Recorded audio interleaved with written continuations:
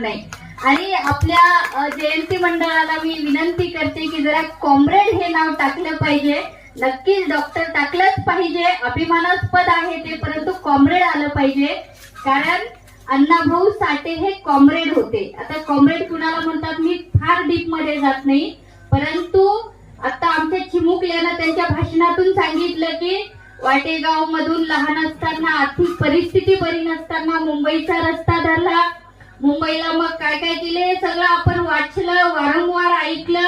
अण्णाभाऊ साठेचा इथं इतिहास सांगत बसायला आज वेळ नाही, परंतु अण्णाभाऊ साठेचा इतिहास समजून घेत असताना मी त्यांचा इतिहास सांगणे की मोठी नाहीये आणि एका जयंतीतून अण्णाभाऊ साठे समजतील इतका त्यांचा इतिहास छोटा नाहीये.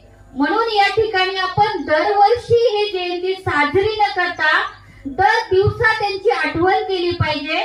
त्यांचे स्वप्न उराशी बाळगून आम्ही जगलं पाहिजे.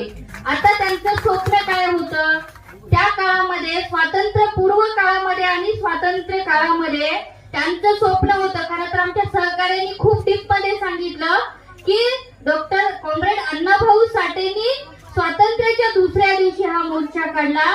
का काढला तर त्यांना त्यांच्या स्वप्नातला जो समाज निर्माण करायचा होता